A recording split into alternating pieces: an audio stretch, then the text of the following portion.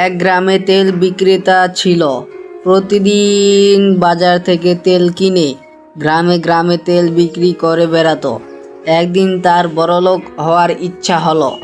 একদিন তার জমানো সমস্ত টাকা দিয়ে তেল কিনল।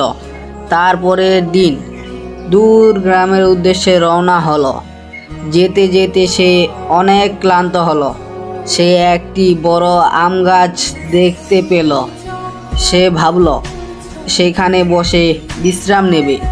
যেমন ভাবনা তেমন কাজ। সে গাছের নিচে বসলো আর তেলের টিনটা পায়ের সামনে রাখলো। সে কল্পনা করতে লাগলো, এই তেল বেচে যত টাকা লাভ হবে তা দিয়ে আমি দুটো মুরগি কিনবো। মুরগি ডিম পারবে, বাচ্চা হবে।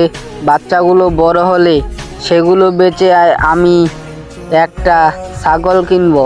সেই ছাগল বাচ্চা দিলে আমি সে বেচে একটি গরু কিনবো। গরু বাছুর হবে। এমন করে যখন 5টা গরু হবে তখন সেগুলো বেচে আমি দুটো মহিষ আর হাল চাষের সরঞ্জাম কিনবো। তা দিয়ে মানুষের ভুঁই চাষ করব। চাষ করে আমার অনেক টাকা হবে। সেই টাকা দিয়ে একটা বাড়ি করব। তারপর আমি একটা বিয়ে করব। বউকে বলবো দুপুর 12টার পর আমার জন্য ভাত নিয়ে আসতে। আর বউ যখন ভাত নিয়ে আসতে দেরি করবে তখন তার কোমরে দিব একটা লাথি। তো আর কি, বলদের সামনে ছিল তার স্বপ্নের সমস্ত সম্বল, মানে তার তেল ভর্তি টিনের কন্টেনারটা।